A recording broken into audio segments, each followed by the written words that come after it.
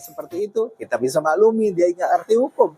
Tapi kalau seorang sarjana hukum, apalagi berproses sebagai advokat katanya begitu, harusnya reaksinya juga sesuai dengan koridor hukum. Tidak kemudian reaksi yang sifatnya frontal seperti itu, yang justru menimbulkan ketidakkondusifan pelaksanaan persidangan.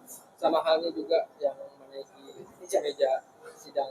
Kalau itu sudah jelas contempt of court, ya itu menghina pengadilan gitu ya. Walaupun sidang sudah ditutup, tetapi masih di dalam ruang sidang berkenaan dengan perangkat persidangan.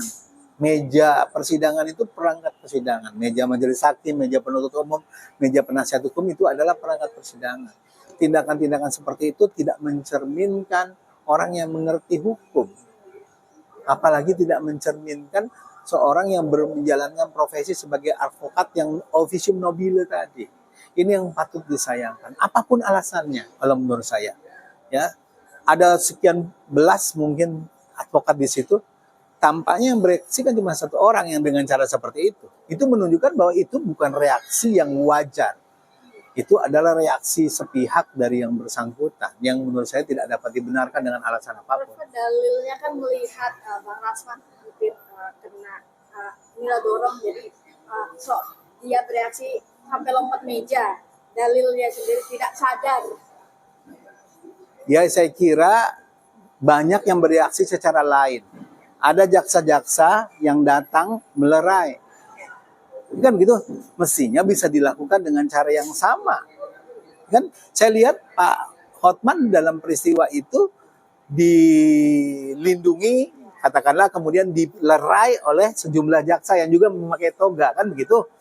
Ini menunjukkan bahwa itulah seharusnya reaksi yang dilakukan. Kalau memang melihat ada tindakan yang berlebihan terhadap Pak Rasman, mestinya tindakan dia juga melakukan hal yang serupa untuk melindungi Pak Rasman dari kemungkinan tindakan yang berlebihan, katakanlah. Tetapi dengan bertindak, menaiki meja, berteriak, dan seterusnya, ini menunjukkan sikap yang menurut saya tidak profesional. Bisa statusnya juga bisa dicabut juga ya Pak? Ya tentu itu merupakan satu hal yang dapat dipandang sebagai pelanggaran etik berat. Tetapi sekali lagi harus diproses sesuai dengan organisasi advokatnya, kan begitu. Kalau pidana ya silakan aparat penegak hukum bertindak, kan begitu. Terhadap kali ini kan bukan delik aduan, kan gitu. Sampai menyurati MA, artinya terkait perkara ini. Saya kira kalau menyurati MA terkait dengan sikap pengadilan, ya, karena salah satu hal yang dituntut oleh Pak Rasman sepertinya minta mengganti majelis hakim, ya. Itu kan kewenangan ketua pengadilan. Itu. Jadi juga tidak pada tempatnya pengadilan ketua majelis hakim diminta untuk diganti di depan majelis hakim. Harusnya meminta pergantian majelis hakim itu kepada ketua pengadilan. Ini kan reaksi orang yang mengerti hukum. Karena wewenang menetapkan majelis hakim adalah ketua pengadilan negeri, kan begitu, bukan majelis hakim itu sendiri. Majelis hakim mungkin kalau boleh memilih dia tidak mau menyidangkan itu, tetapi karena ditugaskan dia wajib melaksanakan, kan gitu. Oleh karena itu juga reaksi yang tidak pada tempatnya menurut saya. Berarti atas apapun yang terjadi kemarin di sana sedikit menegaskan bahwa di sini pentingnya adab dulu baru ilmu, ya.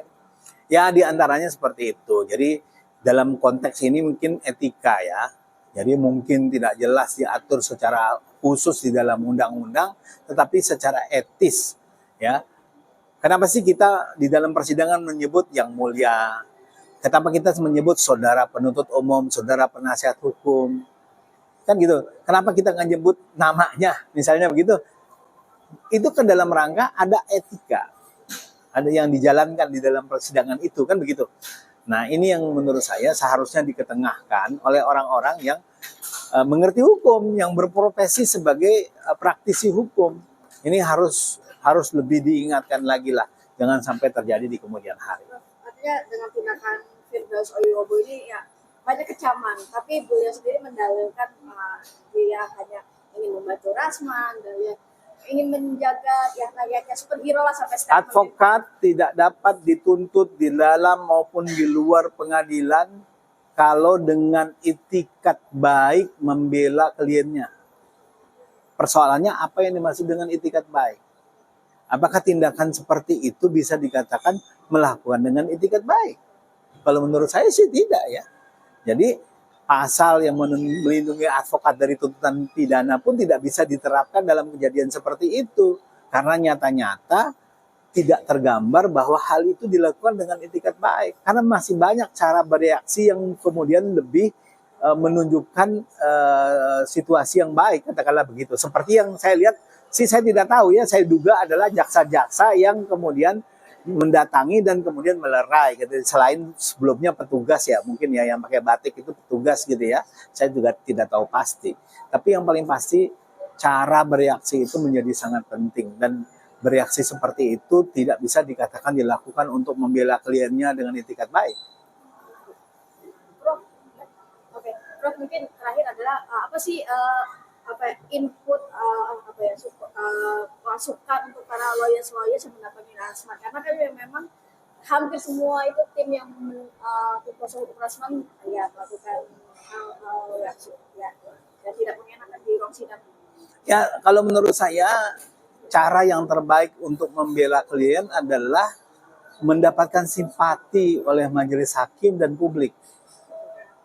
Kan begitu? Cara yang terbaik memenangkan perkara adalah mendapatkan simpati. Lihat, kalau kita bicara soal hal-hal yang meringankan, yang memberatkan, seorang terdakwa bisa dihukum ringan cuman gara-gara sopan, ya kan, mengaku terus terang, kan gitu loh. Nah, ini cara-cara seperti ini justru menunjukkan satu hal yang merugikan, ya. Kalau jadi menurut saya sebaiknya lebih cooling down, lebih profesional dalam bereaksi, pada tempatnya bereaksi. Marah boleh nggak? Boleh marah. Orang yang seharusnya marah tapi tidak marah itu lebih bodoh dari keledai. Tetapi kapan harus marah? Dengan cara bagaimana marah?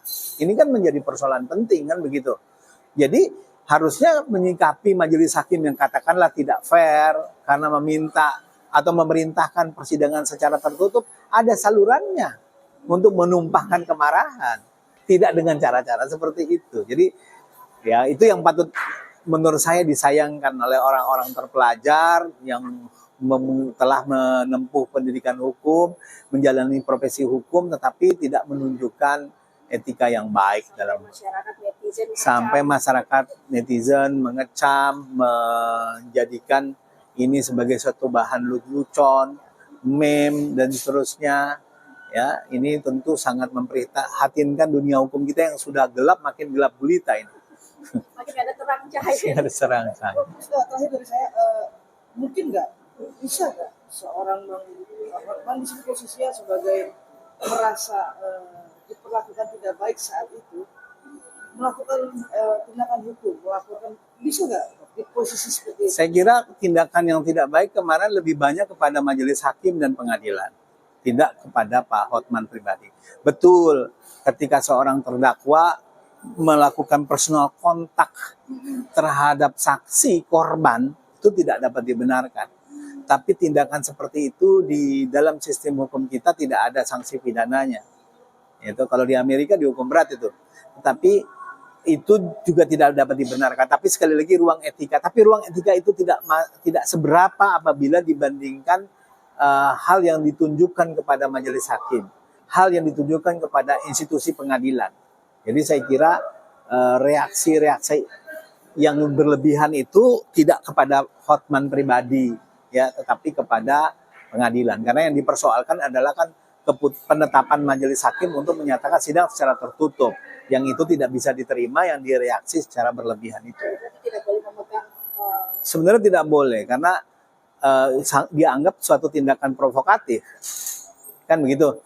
Dan alhamdulillah kemarin saya lihat di video yang beredar, Pak Hotman tidak bereaksi secara berlebihan dan hal-hal yang tidak diinginkan tidak terjadi. Padahal itu kan sungguh pendek juga. Oke. Oke.